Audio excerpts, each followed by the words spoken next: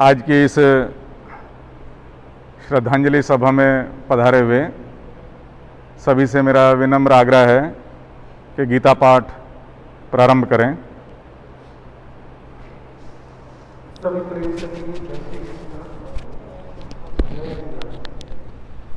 आज हम सभी यहाँ भाई रोहित सरदाना जी को श्रद्धांजलि देने के लिए एकत्रित हुए हैं, लेकिन सही कहूँ तो यहाँ आने का साहस भी नहीं जुटा पा रहा था। लेकिन परमपिता परमेश्वर के आगे कभी किसी की नहीं चलती। यहाँ पर हर व्यक्ति मजबूर हो जाता है। तो जैसा विधि का विधान है, तो कृष्ण कृपा अमृत पाठ करेंगे। पेज नंबर 1 निकालेंगे, पहले 12वां अध्याय करेंगे। आपको जो पुस्तिकाएं दी गई हैं उसमें पेज नंबर 1 निकाल लीजिए, और किसी के पास पुस्तिका नहीं है तो वो पुस्तक ले सकते हैं। और इस पुस्तक को नीचे ना रखें, अपने हाथों में रखें। आपसे नम्र निवेदन है।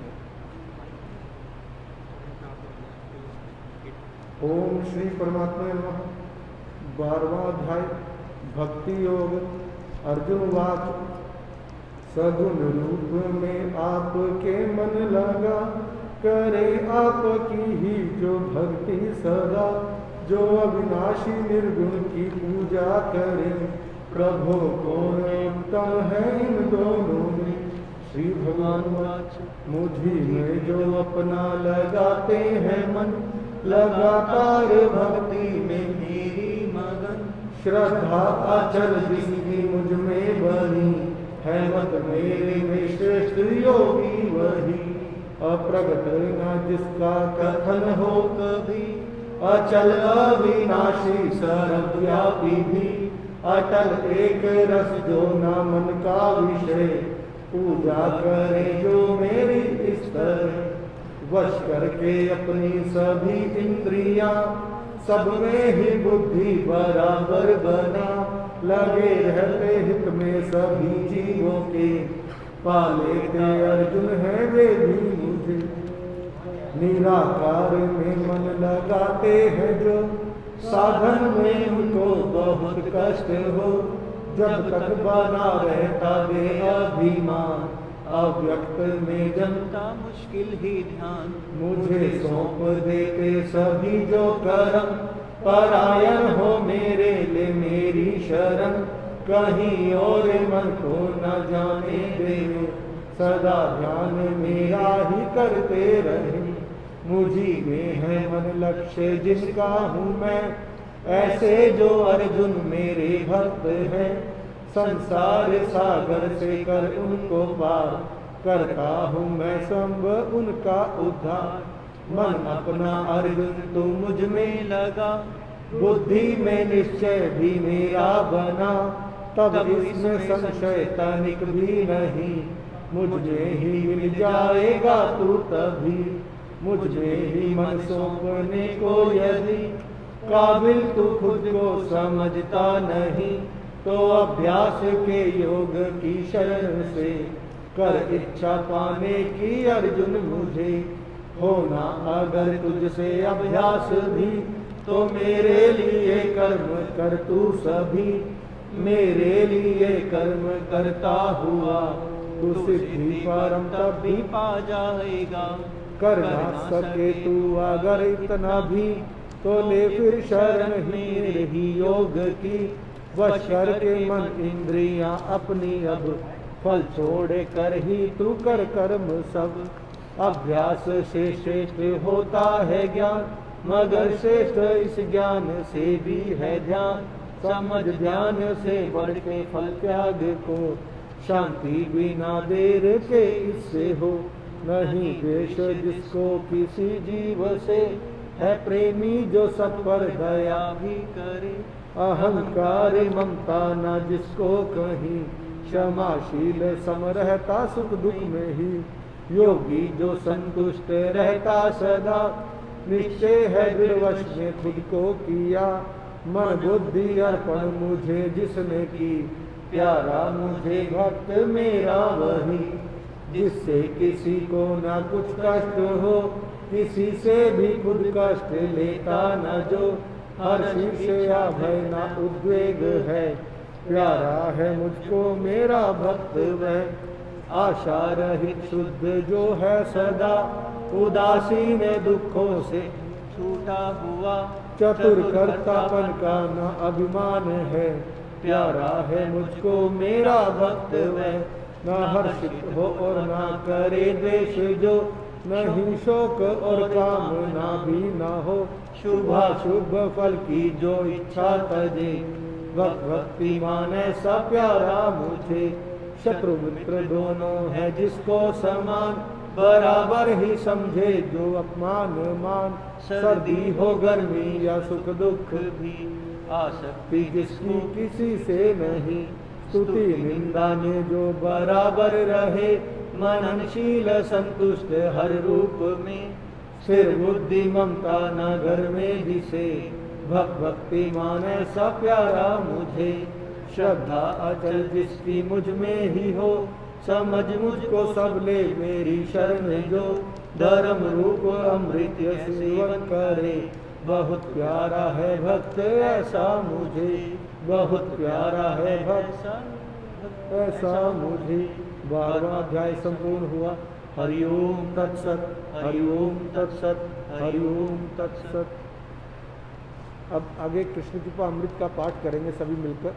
परिवार पर ठाकुर जी की कृपा हमेशा बनी रहे, बच्चों पर हमेशा कृपा बने रहे, ऐसे भाव के साथ सभी पाठ करेंगे। श्री कृष्ण कृपा अमृत। वंदहु सद्गुरु के चरण, जाको कृष्ण कृपा सो प्यार। कृष्ण कृपा तन मन बसी, कृष्ण कृपा आधार। कृष्ण कृपा सम बंधु नहीं, कृष्ण कृपा समतार। कृष्ण कृपा सम गुरु नहीं, कृष्ण कृपा सम मात। रे मन कृष्ण कृपा अमृत, बरस रयो दिन रैन।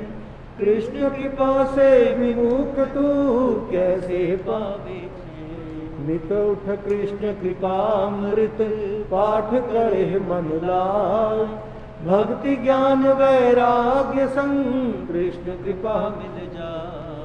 आसाह कृष्ण कृपा की हिराग, योनि कटे 84 लाख। कृष्ण कृपा जीवन का सार, करे तुरंत भव सागर पार। कृष्ण कृपा जीवन का मूल, खिले सदा भक्ति के फूल। कृष्ण कृपा के बलि बलि जाऊं, कृष्ण कृपा में सब सुख पाऊं। कृष्ण कृपा सत चित आनंद, प्रेम भक्ति की मिले सुगंध। कृष्ण कृपा बिन शांति न पावे। जीवन धन्य कृपा मिल जावे। सिमरो कृपा कृपा ही ध्याओ, गाय गाय श्री कृष्ण रिझाओ। असमय हो ये नहीं कोई हानि, कृष्ण कृपा जो पावे प्राणी। वाणी का संयम बने, जग अपना हो जाए।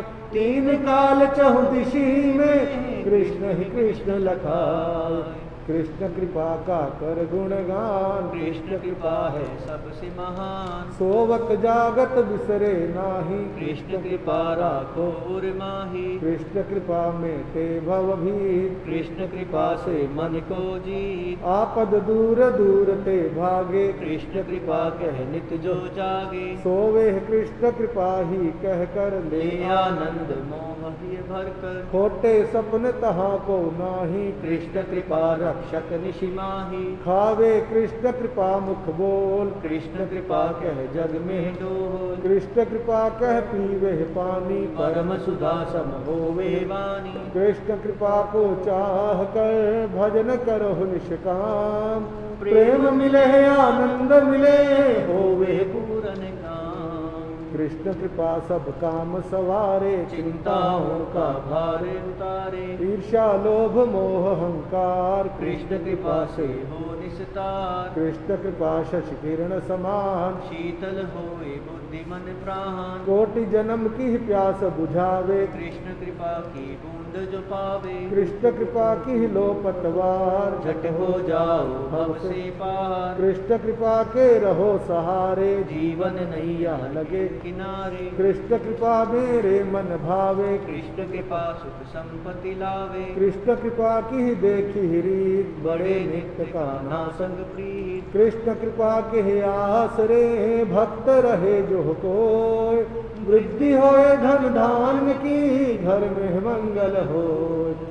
कृष्ण कृपा जग मंगल करनी, कृष्ण कृपा ते पावन धरनी। तीन लोक में करे प्रकाशा, कृष्ण कृपा कहले उषासा। कृष्ण कृपा जग पावनी गंगा, कोटि पाप करती क्षण भंगा। कृष्ण कृपा अमृत की धार, पीवत परमानंद अपार। कृष्ण कृपा की रंगत प्यारी, चढ़े प्रेम आनंद कुमारी। उतरे नहीं उतारे कोय, कृष्ण कृपा सब गहरी होए। मीरा गणिका सदन कसाई, कृष्ण कृपा से मुक्ति पाई। व्याध अजामिल गीध अजान, कृष्ण कृपा ते भये महान। भ्रमत जीव को चाहिए, कृष्ण कृपा को पाए। निश्चित हो जीवन सुखी, सब संशय मिट जाए। कृष्ण कृपा अविचल सुख धाम, कैसा मधुर मनोहर नाम। श्याम श्याम निरंतर गावे, कृष्ण कृपा सहज ही मिल जावे। जावे कृष्ण कृपा लोहलाए। सुरती दशम द्वार चढ़ जाए। दिखे श्वेत श्याम प्रकाश, पूर्ण होए जीव की आस। नाश होए अज्ञान अंधेरा, कृष्ण कृपा का होए सवेरा। फेरा जन्म मरण का छूटे, कृष्ण कृपा का आनंद लूटे। कृष्ण कृपा ही है दुख भंजन, कृष्ण कृपा काटे भव बंधन। कृष्ण कृपा सब साधन का फल, कृष्ण कृपा है निर्बल का बल। तीन लोक तिहु काल में, वैरी रहे न कोय। कृष्ण कृपा ही धार के, कृष्ण भरोसे हो। कृष्ण कृपा ते मिटे दुरासा, राखो कृष्ण कृपा की आशा। कृष्ण कृपा ते रोग नसावे, दुख दारिद्र कभी पास न आवे। कृष्ण कृपा मेटे अज्ञान, आत्म स्वरूप का होवे भान। कृष्ण कृपा ते भक्ति पावे, मुक्ति सदा दास बन जावे। कृष्ण नाम है खेवनहार, कृष्ण कृपा से हो भव पार। कृष्ण कृपा ही नैया तेरी, पार लगे पल में भव बेरी। कृष्ण कृपा ही सच्चा हमीद, कृष्ण कृपा से ले जग जी। माता पिता गुरु बंधु जान, कृष्ण कृपा ते नाता मान। काल आए परमीत ना, सुत दाहरा और मित्र। सदा सहाय श्री कृष्ण कृपा, मंत्र है परम पवित्र।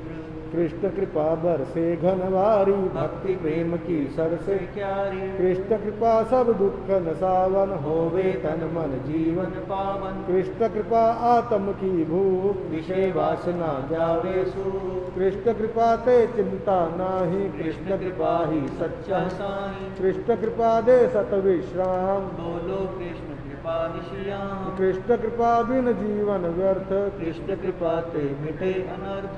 होए अनर्थ न जीव का, कृष्ण कृपा जो पास। राखो हर पल हृदय में, श्री कृष्ण कृपा की आस। राखो हर पल हृदय में, श्री कृष्ण कृपा की आस। कृष्ण कृपा करो, कृष्ण कृपा करो, कृष्ण कृपा करो, कृष्ण कृपा करो। राधे कृपा करो, राधे कृपा करो, राधे कृपा करो, राधे कृपा करो। सद्गुरु कृपा करो, सद्गुरु कृपा करो, सद्गुरु कृपा करो, सद्गुरु कृपा करो। मोपे कृपा करो, मोपे कृपा करो, मोपे कृपा करो, सब पे कृपा करो। कृष्ण कृपा करो, श्री राधे कृपा करो, हे सद्गुरु कृपा करो। मोपे कृपा करो, सब पे कृपा करो।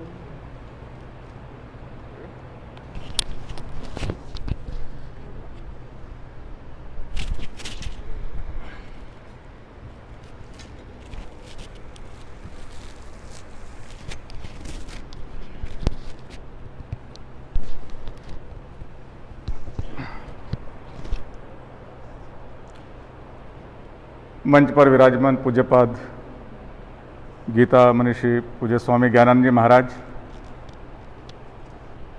पंडित प्रेम शर्मा जी, और इस सभा में पधारे हुए सभी श्री रतनचंद सरदाना परिवार के प्रति प्रेम रखने वाले, और ये जो वैश्विक महामारी के कारण से जो एक त्रासदी हम कह सकते हैं जो घटी है परिवार में, उसके प्रति अपनी संवेदना प्रकट करने के लिए आए हुए समाज के भिन्न भिन्न संगठन, राजनीतिक दलों के लोगों के सामने मैं एक निवेदन करना चाहता हूं कि जैसे कि हम सब जानते हैं कि जिस परिस्थिति विशेष के कारण से हम यहाँ एकत्र हुए हैं वो कोई सामान्य स्थिति नहीं है। हम सब जानते हैं कि कुरुक्षेत्र की धरती पर गीता का संदेश प्रकट हुआ, सारी दुनिया में कुरुक्षेत्र को एक पहचान मिली। आधुनिक युग में कुरुक्षेत्र को पहचान दिलाने वाले ऐसे श्री रोहित सरदाना जी का इस प्रकार से हमारे बीच में से अचानक चले जाना ना केवल परिवार की, समाज की क्षति है, अपितु एक राष्ट्रीय क्षति है। 4 दिन पूर्व उनका देहांत हुआ, हम सब जानते हैं। उनके प्रति संवेदना प्रकट करने के लिए यहाँ पर अनेक सारे लोग उपस्थित हुए हैं। मैं पूज्य पंडित प्रेम जी से निवेदन करता हूँ कि वे इस अवसर पर अपनी कुछ भावांजलि प्रेषित करें।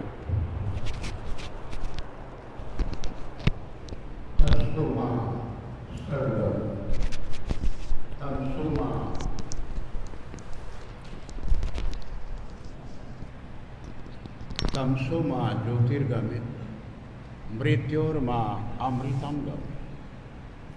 हे ईश्वर, हमें अंधकार से प्रकाश की ओर ले चलो और अस्तो माँ सदगमे, असत्य से सत्य की ओर ले चलो।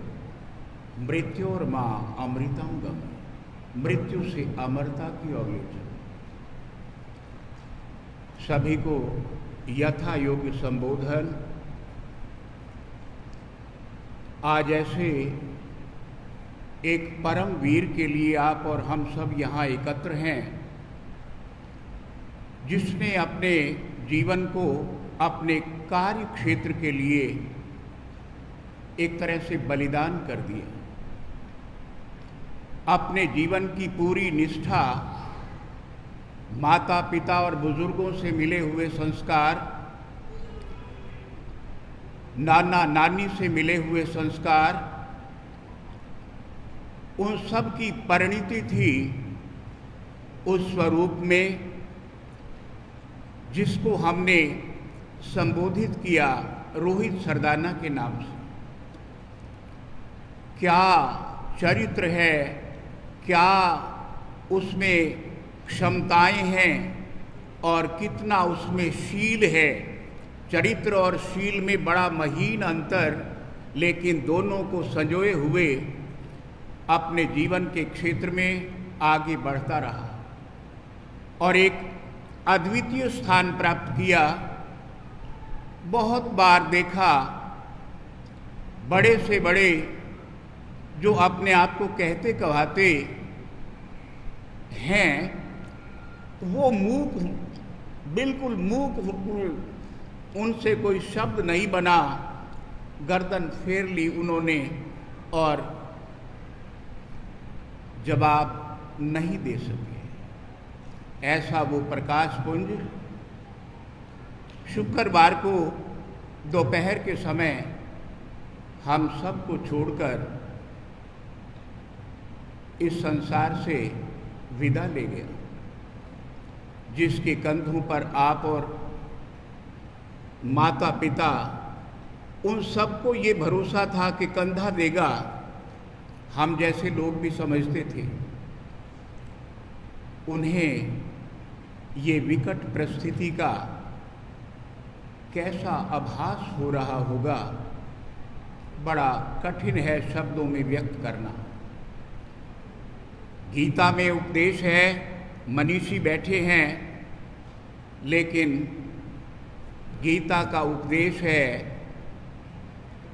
जातस्य ही ध्रुवो मृत्यु ध्रुवम जन्म मृतस्य जय। जो पैदा हुआ है उसने मरना है, और जो मरा है उसे पैदा होना है। लेकिन इसी स्थान पर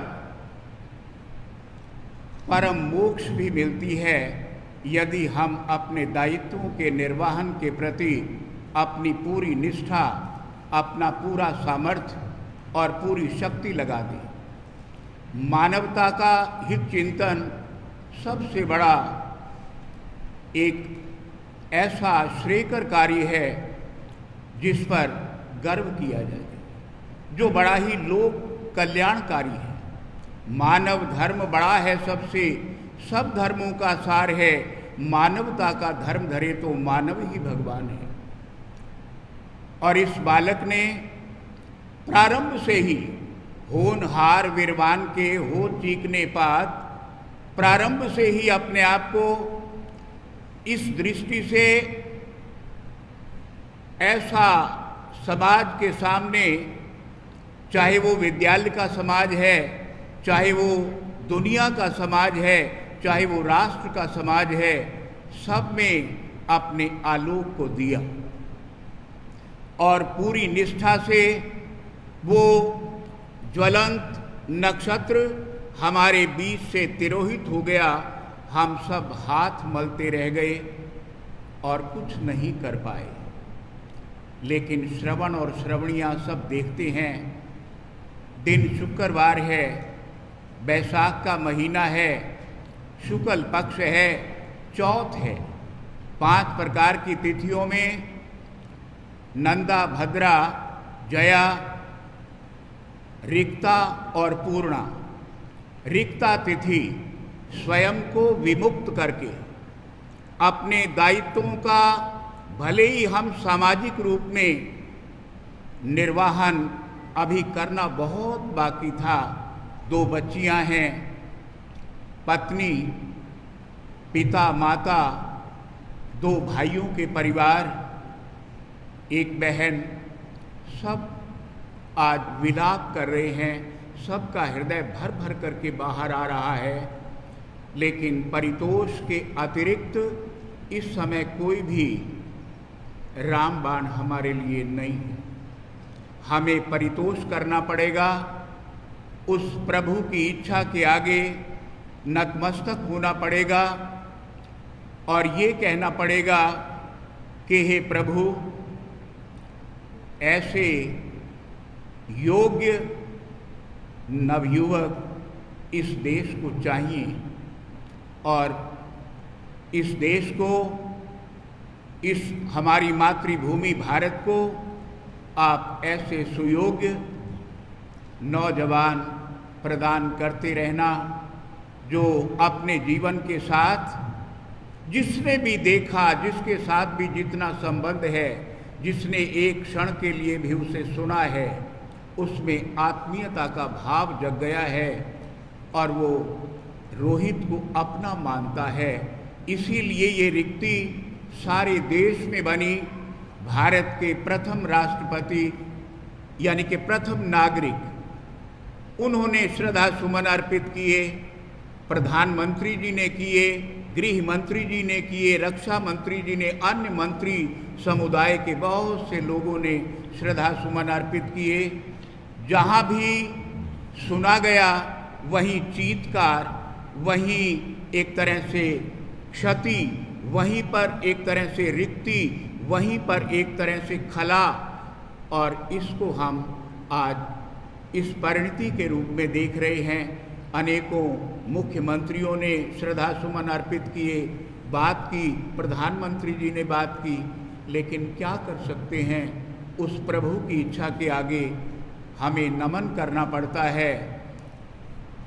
प्रभु, और कभी गर्व तो कर सकते हैं, लेकिन गर्व भी नहीं किया, अहंकार तो बहुत दूर की बात है। अपने जीवन को भगवान को समर्पित करते हुए यानी कि इंसानियत को अपने जीवन को लगाए रखा, आगे बढ़ाए रखा और एक अद्वितीय स्थान। अनेक लोग हुए हैं, बड़े वर्चस्व वाले लोग भी हुए हैं, लेकिन उनके लिए दो शब्द होते हैं, दो लाइनें होती हैं। लेकिन यहाँ तो हर टीवी का चैनल, यहाँ तक कि देश और विदेश में ये एक चर्चा का विषय, और सब अपने आप को ठगा हुआ सा महसूस करते रहे। ऐसा आज हमारे सामने है। प्रभु उन्हें अपने चरणों में निवास दें और इस संसार में इस तरह के लोगों को अवश्य भेजते रहें। इन्हीं शब्दों के साथ श्रद्धा सुमन अर्पित। प्रभु परिवार को, हम सबको ये दुख वहन करने की शक्ति प्रदान करें। इन्हीं शब्दों के साथ ओम शांति शांति शांति।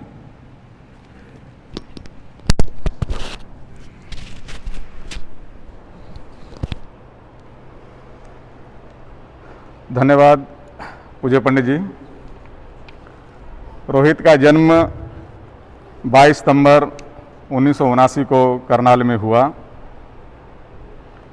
हम सब जानते हैं कि रोहित से दो सदस्य घर में बड़े भाई श्री ललित जी, बहन हर्षा जी और छोटे भाई हितेश जी हैं।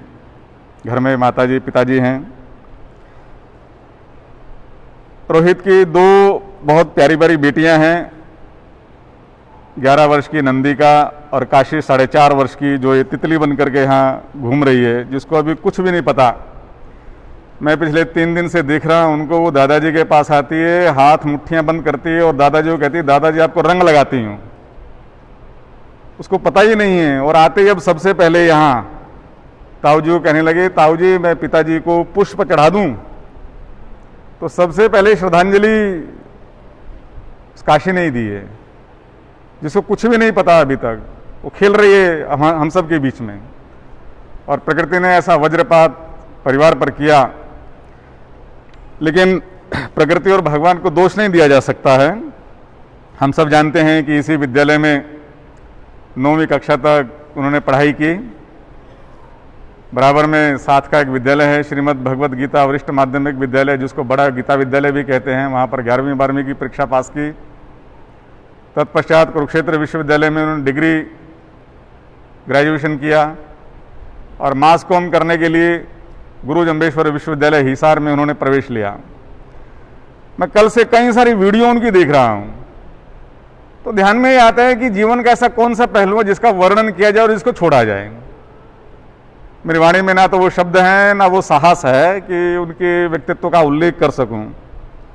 और सच मानिए हम सब जानते हैं कि पिछले 5, 6, 7 दिनों में जितने हम सब कार्यकर्ता, स्वयंसेवक, अन्य अन्य संगठनों के लोग बैठे हैं, तो कोई दिन ऐसा नहीं होगा जिस दिन ऐसा कोई दुखद समाचार ना मिलता होगा। भगवान से प्रार्थना करके सोते हैं कि ये भगवान सुबह उठेंगे तो कोई ऐसा समाचार ना सुनाए। लेकिन प्रतिदिन 2-3 ऐसे समाचार मिलते हैं जो असहनीय हैं। और ऐसा ये इस समय काल का चक्र चल रहा है। तो मैं अधिक समय नहीं लूँगा। श्री रोहित जी लगभग 20 वर्ष से पत्रकारिता के जगत में उन्होंने एक नाम अपना कमाया। कल अपने समाज के, शहर के एक बहुत बड़े प्रतिष्ठित सामाजिक कार्यकर्ता बाबूजी से मिलने के लिए आए, अपनी संवेदनाएं प्रकट करने के लिए आए। उन्होंने एक वाक्य बोला, वो वाक्य मुझे अंदर तक चीर गया। कहने लगा कि पुत्र ने पिता को जितना सुख दिया उससे कहीं अधिक दुख दे गया। ऐसा वो जो वाक्य जब मेरी कानों में पड़ा तो मुझे सहन नहीं हो पाया।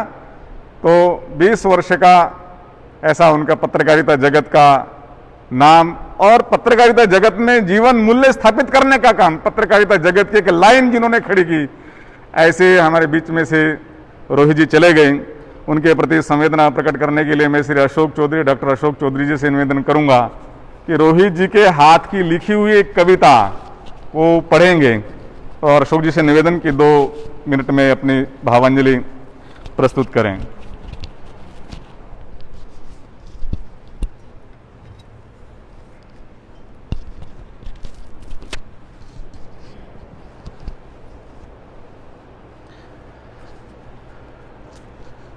बड़े गौर से सुन रहा था ये ज़माना, बड़े गौर से सुन रहा था ये ज़माना, तुम ही सो गए दास्तां कहते कहते, तुम ही सो गए दास्तां कहते कहते। बहुमुखी एवं विलक्षण प्रतिभा के धनी कुरुक्षेत्र की इस पावन धरा के महान सुपूत,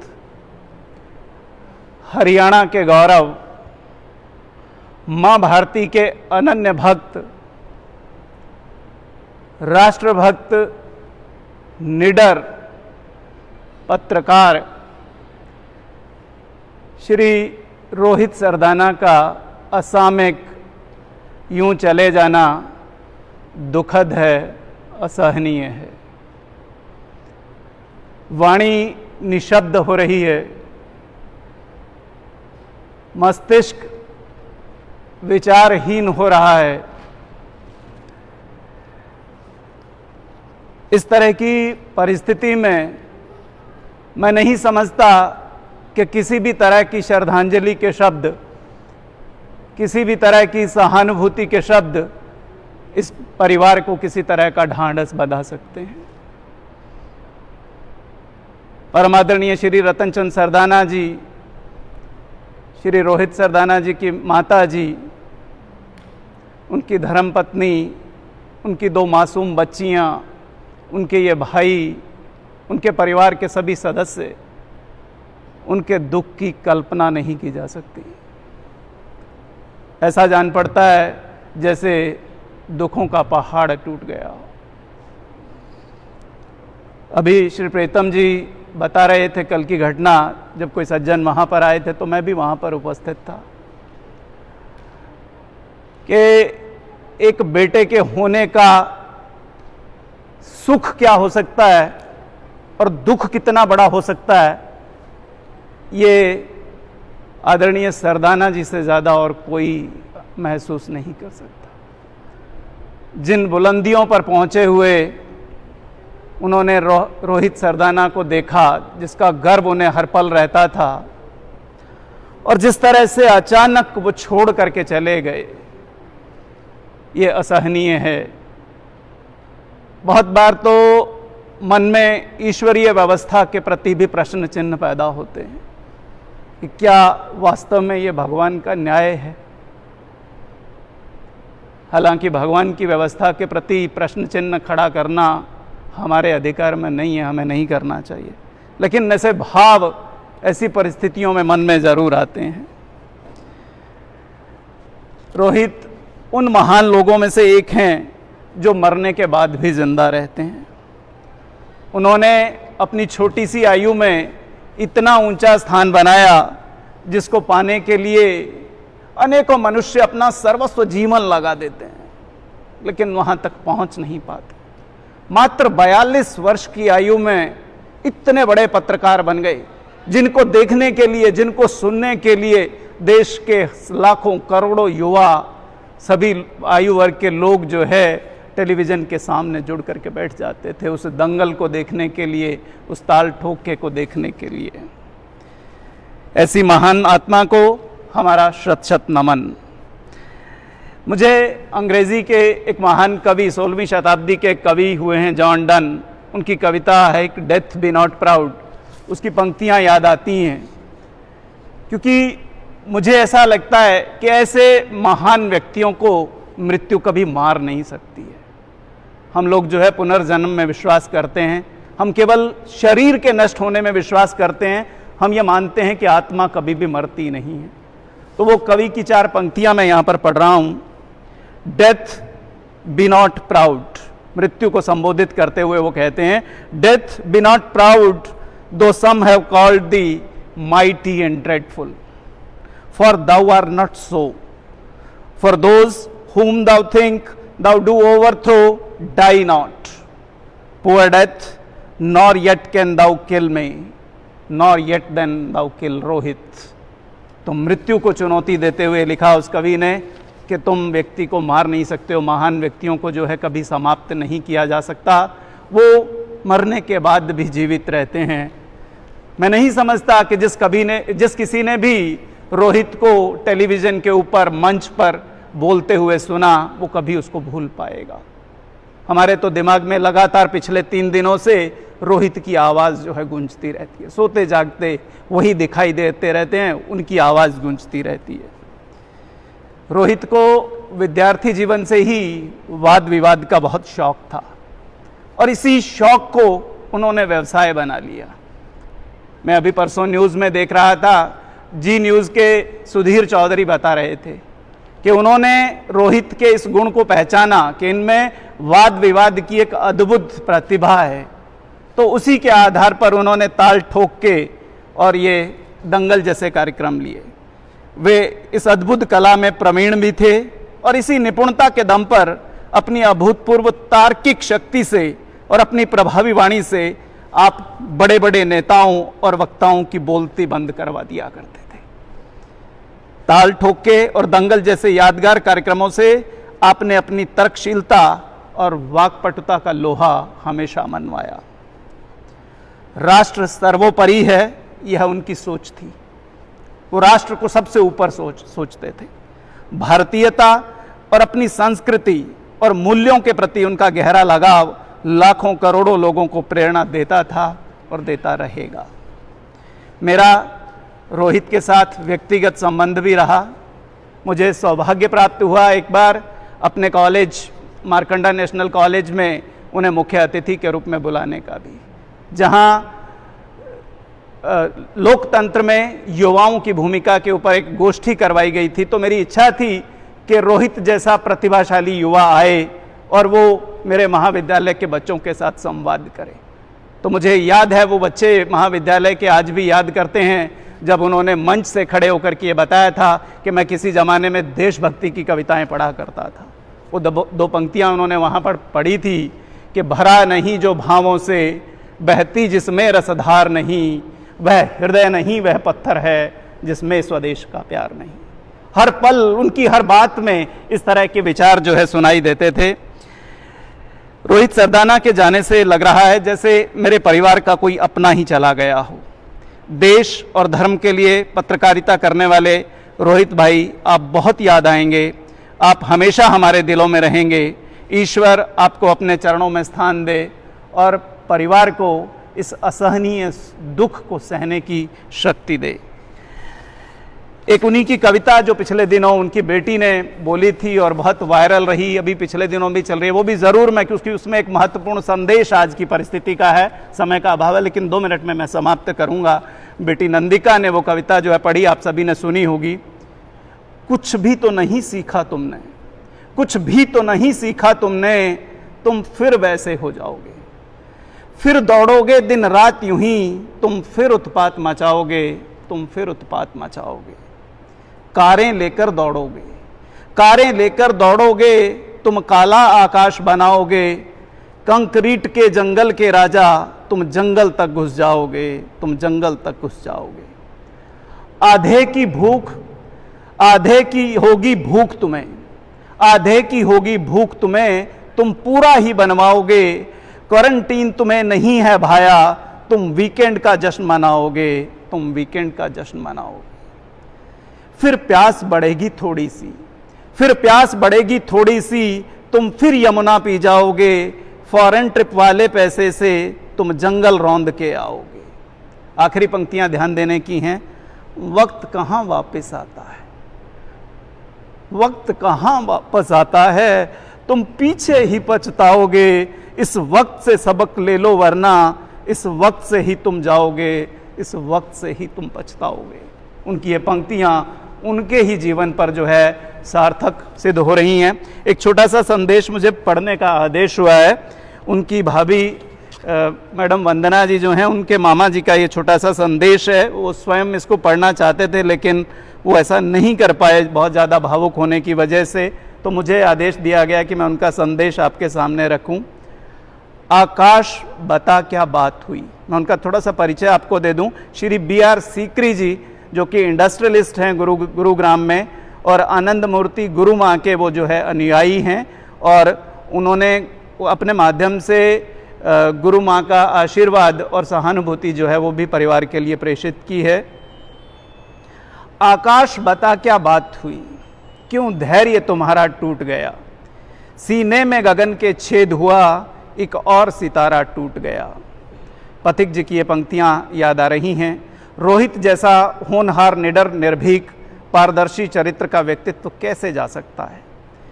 अपनी खिलखिलाती बगिया को छोड़कर वो ऐसे कैसे जा सकता है? मृत्यु सत्य है और शरीर नश्वर है। यह जानते हुए भी अपनों के जाने का हम सभी को बेहद दुख होता है। हम ईश्वर से विनती और प्रार्थना करते हैं कि दिवंगत आत्मा को ईश्वर शांति और मोक्ष प्रदान करे। उन्होंने लिखा है कि वो चाहते थे कि वो वीडियो के माध्यम से ये उद्गार प्रस्तुत करें, लेकिन उन्होंने कहा कि मेरी जीवा जो है बोलने के लिए ये शब्द तैयार नहीं है। प्रिय रोहित जी के निधन पर मुझे निजी तौर पर बहुत ही दुख हुआ, क्योंकि उनका प्यार हमेशा बड़े स्नेहात्मक तरीके से मिला। वो सरलता एवं सौम्यता की प्रतिमूर्ति थे। वह काफ़ी वर्षों से पत्रकारिता की सेवा में लगे हुए थे। मैं सीकरी परिवार की ओर से उनको विनम्र श्रद्धांजलि अर्पित करता हूँ। इन्हीं शब्दों के साथ मैं अपनी तरफ से भी श्री रोहित सरदाना जी को श्रद्धांजलि अर्पित करता हूँ, श्रद्धा सुमन अर्पित करता हूँ। ओम शांति शांति शांति।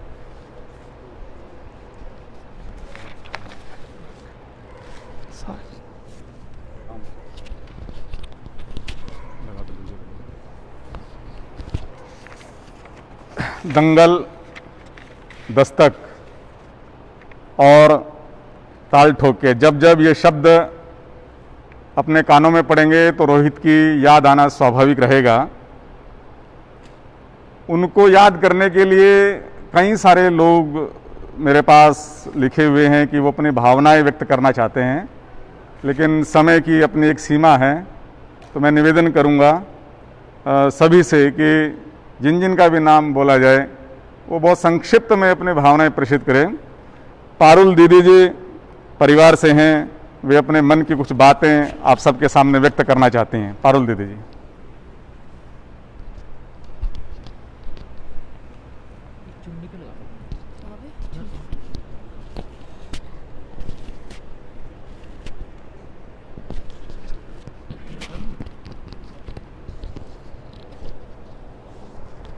सभी को प्रणाम।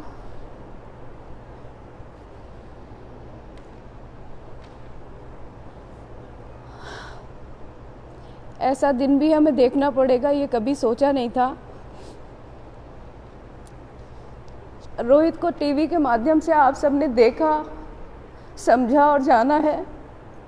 वो मेरे परिवार का सदस्य था, इसलिए मैंने उसे और करीब से देखा और उस नाते मैं ये कह सकती हूँ कि इतने छोटे से जीवन में एक पुत्र के रूप में वो सबसे अच्छा बेटा साबित हुआ। एक देवर के रूप में बहुत अच्छा देवर, चाचा के रूप में, पिता के रूप में, पति के रूप में, मेरी छोटी बहन का पति था, उस रूप में जितने रिश्ते उसने निभाए, उस खूबसूरती से, उतने प्यार से रिश्तों को निभाते हुए मैंने किसी को नहीं देखा। मेरे सभी जानने वाले जो रोहित को जानते थे मुझसे अक्सर कहते थे कि मुझे उससे मिलवा दो। मैंने कहा आपने उसको केवल टीवी पर देखा है, जब आप उससे सचमुच मिलेंगे तो उसका व्यक्तित्व भूल नहीं पाएंगे। मुझे लगता है आसमान का सबसे खूबसूरत सितारा ईश्वर ने मेरी बहन की मांग में सजा दिया था।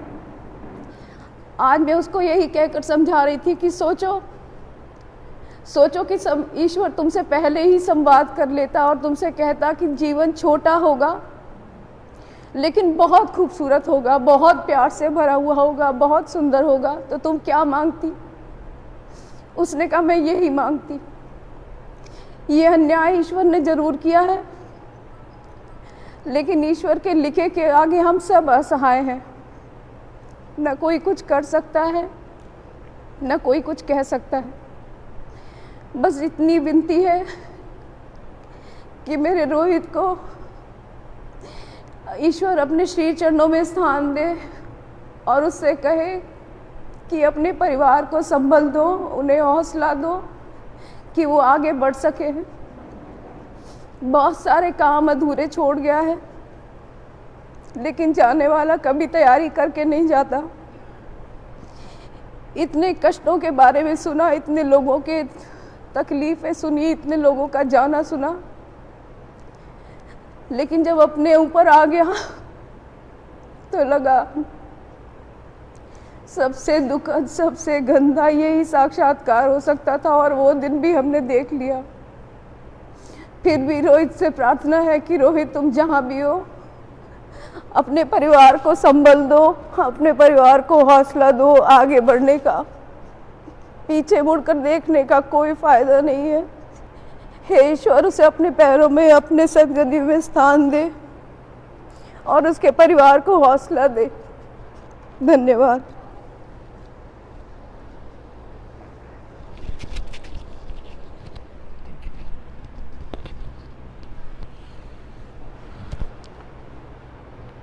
जैसे ये समाचार पूरी दुनिया में चला तो भारत का कोई भी ऐसा राजनीतिक दल का व्यक्ति, चाहे वैचारिक रूप से उनसे सहमत थे या नहीं थे, कौन सा ऐसा मुख्यमंत्री है जिन्होंने अपनी संवेदनाएं प्रेषित नहीं की हैं? कौन सा ऐसे धर्म का व्यक्ति है जिन्होंने उनके प्रति अपनी संवेदनाएं प्रेषित नहीं की हैं?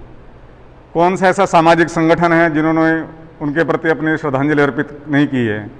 इन सब के का एक ही कारण था। कल अपने संघ के एक बहुत वरिष्ठ अधिकारी आए हुए थे, तो उन्होंने कहा कि रोहित जो है वो अजात शत्रु था, तो जिसका कोई शत्रु हो ही नहीं सकता है। ऐसी प्रतिभा के धनी मैं रोहित जी के प्रति संवेदनाएं प्रकट करने के लिए उनके बहुत परम मित्र श्री प्रखर श्रीवास्तव जी से निवेदन करूंगा कि वे आएं और कुछ ही शब्दों में अपनी भावनाएं प्रेषित करें। श्री प्रखर जी।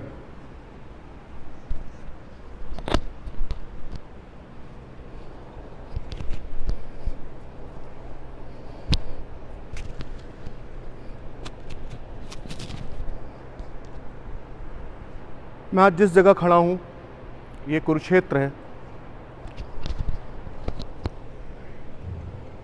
मैं आज जिस जगह खड़ा हूँ ये कुरुक्षेत्र है, जहाँ वो पवित्र पावन भूमि जहाँ भगवान श्री कृष्ण ने अर्जुन को गीता का उपदेश दिया था। वो उपदेश जो बताता है कि कर्म सबसे बड़ा होता है, मृत्यु शाश्वत सत्य है, लेकिन ये महान उपदेश देने वाले भगवान श्री कृष्ण थे। उन्हें सुनने वाला वीर अर्जुन था। हम में से यहाँ कोई अर्जुन नहीं है। मैं सिर्फ इतना कहना चाहता हूँ कि मेरे लिए, मेरे दोस्तों के लिए, मेरा हम लोगों का कहना तो सिर्फ रोहित था, जो हमारी पोटली से चावल भी खा लेता था और हमें महल बनाने के सपने भी दिखाता था।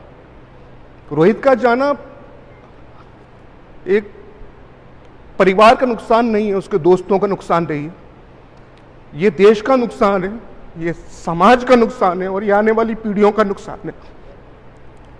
रोहित ने जो अलग इस देश में जगाई थी, वैसा अब शायद कोई और नहीं कर पाएगा।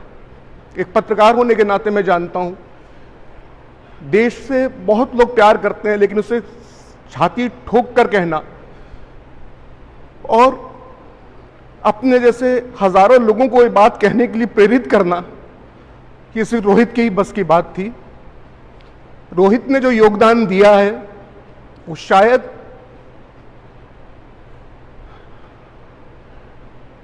इसे कभी नहीं भुलाया जा सकता, और जो नुकसान राष्ट्र और समाज का हो गया है उसकी भरपाई भी नहीं हो सकती। परिवार का नुकसान, मित्रों का नुकसान, इससे भर पाना और उससे ऊपर इस देश के नुकसान को भर पाना बहुत मुश्किल है। शब्द कई होते हैं, लेकिन कई मौके ऐसे आते हैं जब आप शायद बहुत कुछ कहकर भी नहीं कहना चाहते हैं या कह नहीं पाते हैं। आज वही स्थिति मेरी है। रोहित हमेशा हमारी यादों में रहेगा, और आप सभी जो रोहित के करीबी लोग हैं उनसे मैं इतना ही कहना चाहूँगा कि रोहित को ना भूलने देना ही उसके लिए सबसे अच्छी श्रद्धांजलि होगी। धन्यवाद।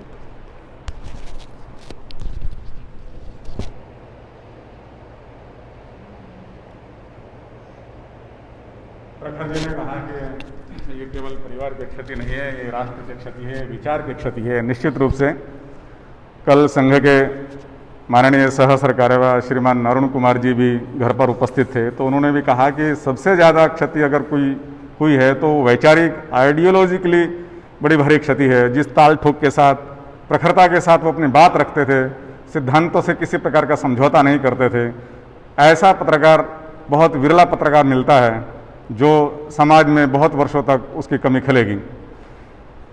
मेरे पास बहुत सारे कुछ ऐसे नाम आए हैं, वरिष्ठजन यहाँ पर उपस्थित हैं, मैं उनके नाम पढ़ रहा हूँ, वे कृपया आगे आकर के अपने पुष्पांजलि अर्पित करेंगे। श्री संजय भाटिया जी सांसद हैं करनाल लोकसभा से, उनसे निवेदन। श्री बालकिशन जी सह संगठन मंत्री उत्तर क्षेत्र विद्या भारती। श्री रवि कुमार जी संगठन मंत्री हरियाणा प्रांत विद्या भारती। श्री सुरेंद्र अत्रे जी उपाध्यक्ष हैं विद्या भारती उत्तर क्षेत्र के। श्री मदन मोहन जी मानद सचिव हैं कुरुक्षेत्र विकास बोर्ड के। श्री जितेंद्र शर्मा जी रोहित के मित्र हैं, दिल्ली से जी न्यूज़ में हैं, उनसे निवेदन कि वे अपनी पुष्पांजलि अर्पित करें। श्री परितोष चतुर्वेदी जी, आप भी जी न्यूज़ में रोहित जी के मित्र रहे हैं। श्री पवन जी से निवेदन है कि वे भी अपनी भावांजलि अर्पित करें। श्री हरीश जी सहजिला कार्यवा राष्ट्रीय स्वयंसेवक संघ के, उनसे भी निवेदन है कि वे अपनी भावांजलि अर्पित करें। अब मैं निवेदन करता हूं हरियाणा सरकार के कैबिनेट मंत्री श्री कंवरपाल जी गुर्जर से कि वे आएं और अपने मन की संवेदनाएं, मन के भाव हम सबके सामने प्रकट करें।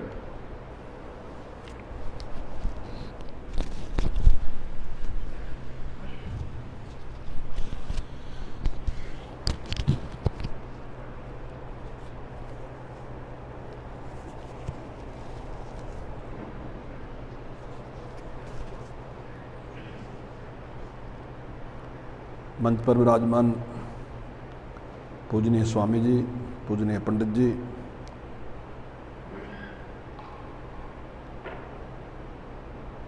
शोक सभा में उपस्थित देवी एवं सज्जनों,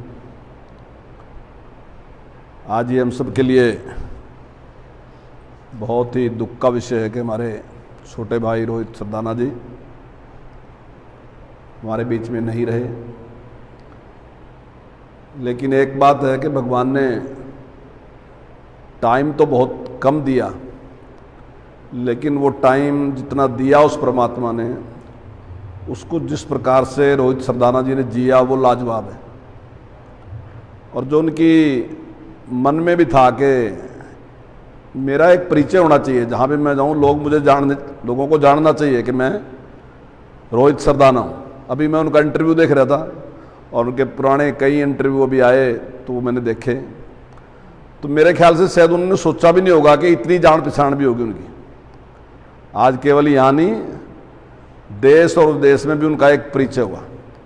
और जिस अंदाज में उन्होंने अपनी बात को रखा, जिस मजबूती के साथ रखा, उससे उनका और भी परिचय आगे बढ़ा।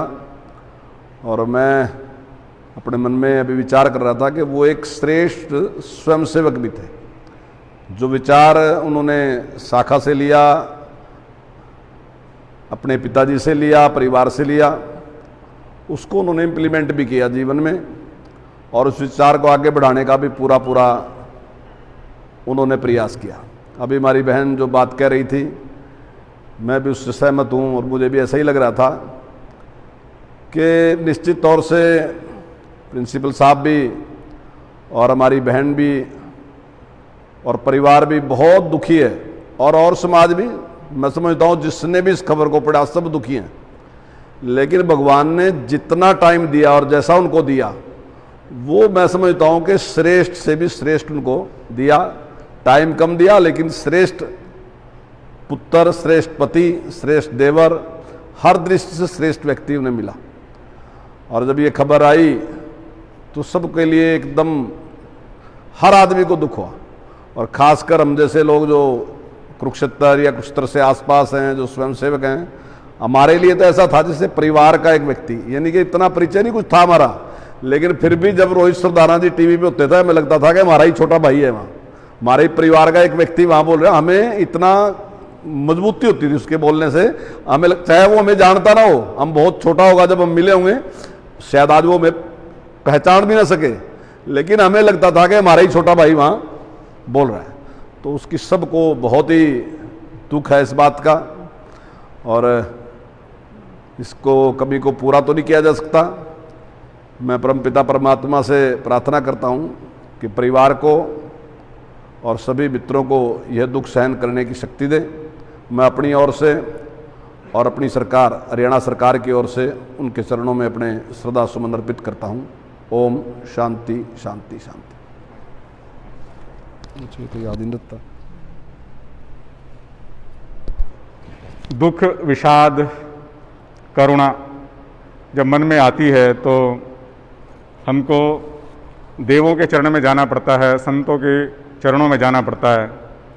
हमारे बीच में पूज्य स्वामी ज्ञानानंद जी महाराज, हम सबके बहुत सुपरिचित, जिनकी अपार कृपा सदा हम पर रहती है, तो मैं उनके श्री चरणों में निवेदन करूंगा कि वे इस समय जो इतना बड़ा विषाद परिवार पर हम सब के अंदर दौड़ रहा है, उस दौड़ते हुए विषाद को शांति मिले, थोड़ा परिवार को धैर्य बंधे।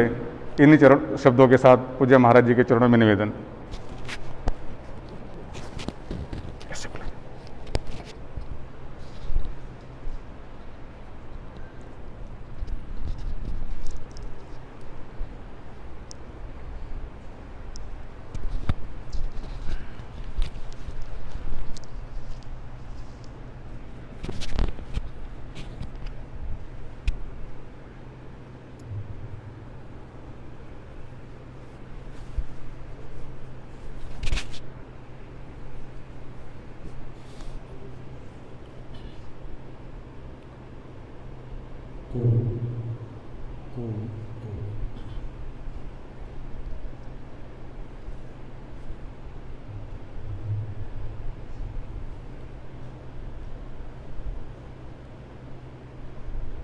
केवल 1 मिनट के लिए भगवान का नाम।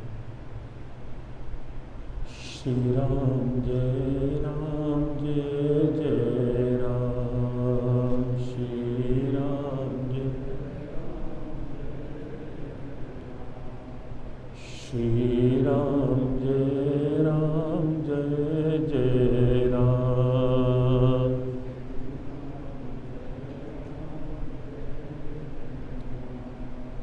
श्री राम जय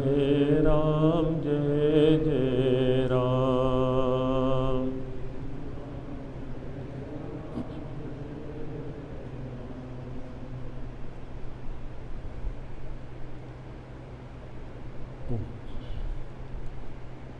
परमपिता परमात्मा की बनाई हुई सृष्टि सुंदर भी है, सुहावनी भी है, लुभावनी भी है, लेकिन जब कोई अकस्मात ऐसी घटना घटती है और सृष्टि का अकस्मात यह रूप सामने आता है, तो लगता है कि परमात्मा तूने इतनी अच्छी सृष्टि बनाकर ये कैसा नियम बना दिया कि अकस्मात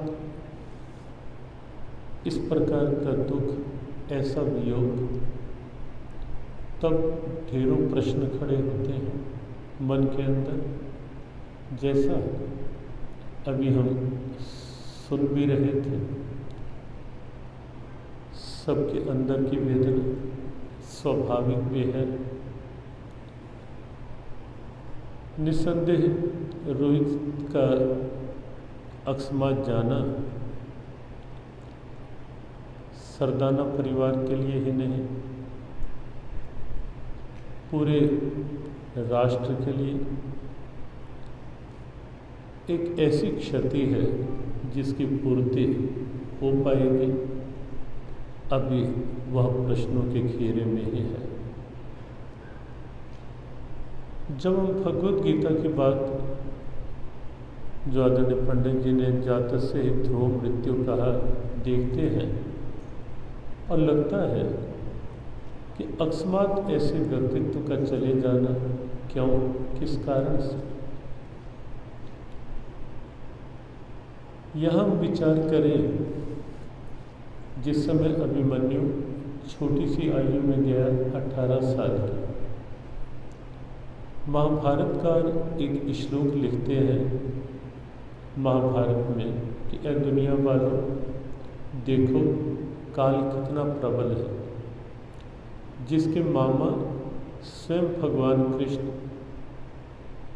इसी धरा पर युद्ध भूमि में थे और जिसके पिता विश्व के सर्वश्रेष्ठ धनुर्धर अर्जुन धनंजय वहीं थे। मातुलो यस्य गोविंद पिता यस्य धनंजय सोपि कालम वशेत कालो हि दुर्तिक्रमः। महाभारतकार कहते हैं वह अभिमन्यु मामा स्वयं भगवान कृष्ण, पिता विश्व के सर्वोत्तम धनुर्धर वही युद्ध भूमि में, लेकिन अभिमन्यु चला गया। ये काल कितना कठोर है। लुकमान एक सिद्ध हकीम, हमारा प्रयास है 5-7 मिनट में, यद्यपि लगता नहीं ये सब उदाहरण सरदाना परिवार के लिए और हम सब के लिए इतना शीघ्र एक संबल बन पाए, लेकिन तो भी क्योंकि कोई विकल्प नहीं है। ये जो घटना घटी कोई विकल्प नहीं, न वैज्ञानिक का विज्ञान इसके आगे काम कर पाता है, न किसी डॉक्टर की दवा। उसी संदर्भ में लुकमान एक बड़ा प्रसिद्ध और सिद्ध हकीम, हम सब नाम जानते हैं, उसके लिए प्रसिद्ध था एक पुड़िया दवा की दे देता, निश्चित दवा खाने वाला ठीक होता। अपना जवान बेटा बीमार पड़ा, 3 पुड़िया खिलाई, लेकिन बेटा बच नहीं पाया, बेटा चला गया। लुकमान को अपार दुख, स्वाभाविक स्थिति, निश्चित कर लिया कि आज के बाद ये धंधा नहीं करूँगा, क्योंकि ऐसी घटनाएं कई बार मन को तोड़ देती है, विश्वास तोड़ देती है, और आगे कुछ करें किसके लिए, क्या, क्यों, ढेरों प्रश्न खड़े कर देती हैं। लुकमान के पिता के मन में भी प्रश्न उठे, सब दवाएं, सब कुछ उठाया, निश्चित कर लिया नदी में फेंक दूंगा, आज के बाद ये धंधा नहीं करूँगा। सिद्ध हकीम था, जैसे ही फेंकने लगा एक आवाज़ आती है, लुकमान क्या कर रहे हैं? कहा मैं अपने बेटे को नहीं बचा पाया, किसके लिए करूं ये काम? मैंने कितनों को बचाया। और तब आवाज़ आई, लुकमान ऐसा मत सोचो कि तुमने किसी की मृत्यु से बचाया है, मृत्यु से बचा पाए ऐसी कोई दवा बनी नहीं है लुकमान।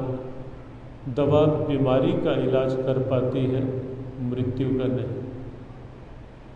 लुकमान लौट आए और अपना काम करने लगे। मरने से पहले लिख कर गए, मरते मरते कह गया, लुकमान सा दाना हकीम, दरअसल मौत की यारो दवा कुछ भी नहीं।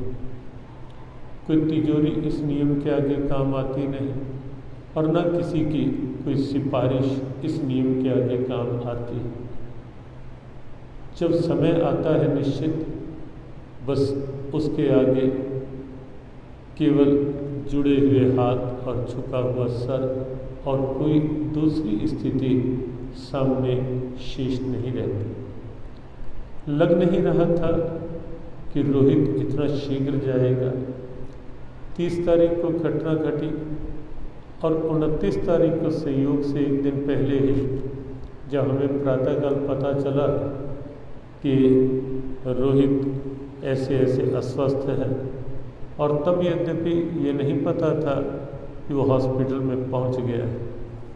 तब तो यही था घर में है, फ़ोन मिलाया और लगभग शुक्रवार की घटना है और बृहस्पतिवार 3:30-4 बजे हमारी फ़ोन पे लगभग 4 मिनट आराम से रोहित के साथ बात होती रही। समझाया रोहित को, लग नहीं रहा था रोहित के शब्दों से भी, क्योंकि हम नन्हे रोहित को भी जानते थे।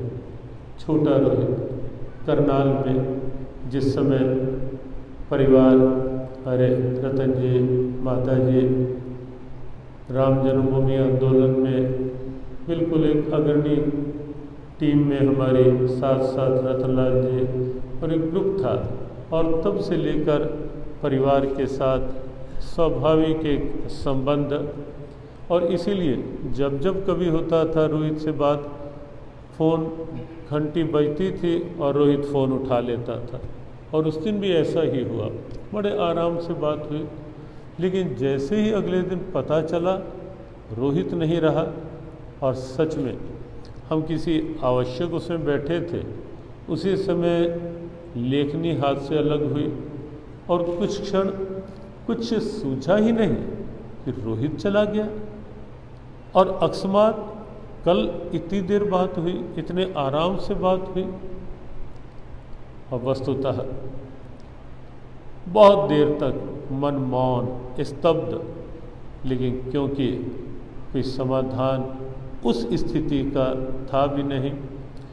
प्रश्न ढेरों उठते हैं कि इतना अच्छा व्यक्तित्व, इतना उभरता व्यक्तित्व, जिस व्यक्तित्व में प्रखर राष्ट्रवाद, जिस व्यक्तित्व में हमने देखा अत्यंत संवेदनशीलता है, किसी दुखी के प्रति, किसी आहत के प्रति स्वाभाविक एक संवेदनशील हृदय रोहित का था ही। और उसकी एक परिणति देखी गई कि उस दिन आज तक के सभी एंकर जिस ढंग से फूट फूट कर के रो रहे थे, और किसी की जुबान पर कोई बात नहीं आ पा रही थी कि बोलें क्या। वो लगता था कि इतना प्रेम, और हमें नहीं लगता कि पत्रकारिता जगत में और इस रूप में किसी व्यक्ति को इतनी छोटी आयु में इतना सम्मान मिला हो, कि जहाँ पूरे देश का हर समाज, हर वर्ग का अग्रणी व्यक्ति बिल्कुल रोहित के प्रति इतना हृदय को दुखी अनुभव कर रहा हो। लगता है कि इतना संवेदनशील व्यक्ति, इतना उभरता हुआ व्यक्तित्व इतनी छोटी आयु में चला गया। भगवान के प्रति प्रश्न उठते हैं, जैसा अभी चर्चाओं में आया भी, लेकिन हम केवल एक बात कहना चाहेंगे कि स्वामी विवेकानंद विश्व में एक अद्भुत नाम, लेकिन 39.5 वर्ष आयु के पूरे नहीं कर पाए। 39 वर्ष 5 मास और शायद 23 दिन की आयु थी। स्वामी राम तीर्थ केवल 33 वर्ष के थे और इस दुनिया से चले गए। आद्य जगद्गुरु शंकराचार्य केवल 32 वर्ष की आयु में इस दुनिया से चले गए। और ऐसे और भी कई नाम कि इतने अद्भुत कार्य और इतनी छोटी सी आयु की जो निश्चित सीमा इस तरह के लिए होती है, बस उसमें उस आयु का कितना उपयोग होता है वो कोई वर्तमान के समय में रोहित से सीखे कि किस प्रकार से शिक्षा काल और उसके बाद कैसे एक दृढ़ संकल्प, दृढ़ राष्ट्रनिष्ठा, मानवता के प्रति एक आदर्श संवेदना, वो सब कुछ रोहित के हृदय में था ही था।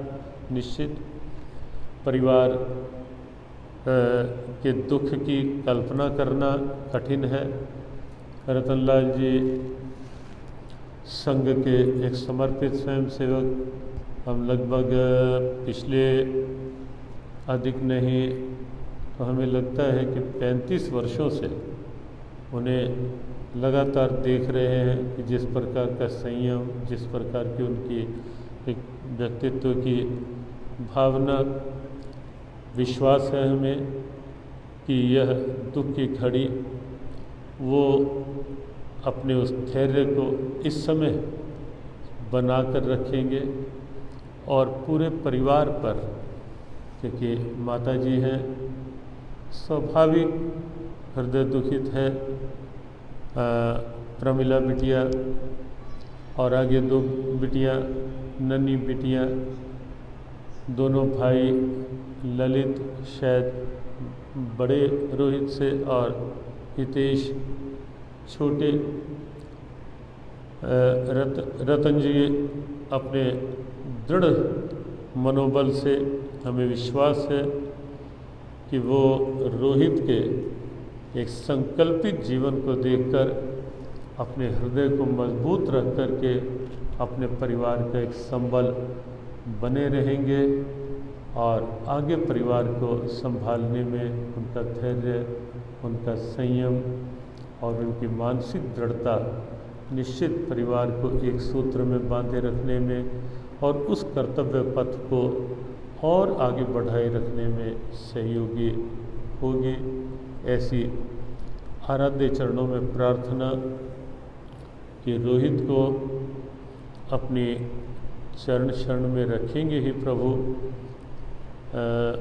उसकी कर्तव्य निष्ठा, राष्ट्र निष्ठा को देखकर ऐसा पूरा विश्वास है और आगे परिवार को हे नाथ विशेष संबल दें, सहन शक्ति दें कि परिवार इस आकस्मिक दुख को सहन करके कर्तव्य पथ और जो रोहित के स्वप्न उनको और आगे साकार करने में आगे बढ़ता रह सके।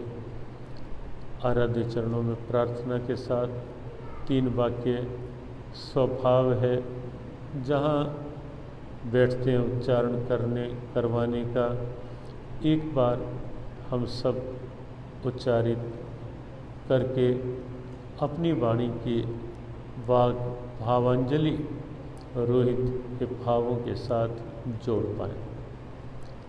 मेरे नाथ, मैं आपको भूलूं नहीं। मेरे नाथ, मैं आपसे दूर ना रहूं, आप मुझसे दूर ना रहें।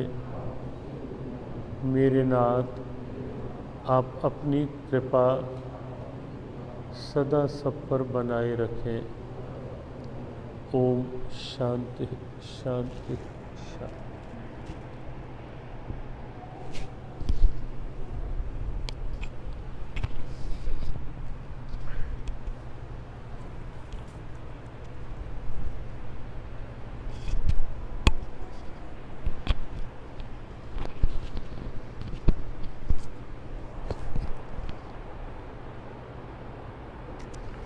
बहुत सारी सामाजिक संस्थाओं के शोक प्रस्ताव हम सबको प्राप्त हुए हैं। सब संस्थाओं के नाम पढ़ना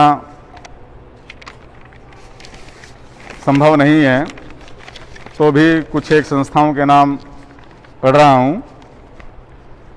गीता निकेतन आवासीय विद्यालय जहाँ हम बैठे हैं वहाँ से शोक प्रस्ताव मिला है। भारत विकास परिषद कुरुक्षेत्र शाखा, मारकंडा नेशनल कॉलेज शाहबाद मारकंडा, संस्कार भारती कुरुक्षेत्र, गीता निकेतन विद्या मंदिर मोहन नगर, राष्ट्रीय स्वयंसेवक संघ हरियाणा प्रांत, राष्ट्रीय स्वयंसेवक संघ कुरुक्षेत्र विभाग, विद्या भारती पूर्व छात्र परिषद, ऐसी अनेक सामाजिक संस्थाओं के लगभग 55 सामाजिक संस्थाओं के शोक प्रस्ताव हम सबको प्राप्त हुए हैं। इसके साथ साथ जो लोग, जो समाज के ऐसे प्रतिष्ठित लोग घर पर, फ़ोन पर जिन्होंने अपनी संवेदनाएं प्रकट की हैं या प्रकट करने आए हैं, उनके नाम भी पढ़ना मैं अपना दायित्व समझता हूं। संस्कार के समय जो लोग उपस्थित थे, श्री अनिल विज जी गृह मंत्री हरियाणा सरकार, श्री संदीप सिंह जी खेल मंत्री हरियाणा सरकार, श्री नायब सिंह जी कुरुक्षेत्र लोकसभा के सांसद, श्री सुभाष सुधा जी, उनका शोक प्रस्ताव भी आज प्राप्त हुआ है। सुभाष सुधा जी यहाँ के स्थानीय विधायक हैं। श्री कृष्ण बेदी जी पूर्व मंत्री हरियाणा सरकार, श्री अशोक अरोड़ा जी पूर्व मंत्री और अनेक सारे ऐसे श्री डॉक्टर सुरेंद्र पाल जी, राष्ट्रीय स्वयंसेवक संघ के सह प्रांत प्रचारक, स्वयं उपस्थित थे। श्री संजय बठला जी, मुख्यमंत्री प्रतिनिधि करनाल से भी पधारे थे। मैं क्षमा चाहूँगा, बहन रेणुबाला गुप्ता जी बैठी हैं, मेयर करनाल की, उनसे निवेदन करूँगा कि वो भी आकर के पुष्पांजलि अपने अर्पित करें।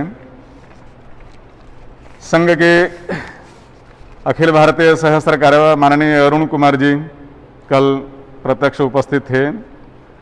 माननीय श्री सुनील अंबेकर जी, अखिल भारतीय प्रचार प्रमुख। माननीय श्री आलोक कुमार जी, अखिल भारतीय सह प्रचार प्रमुख।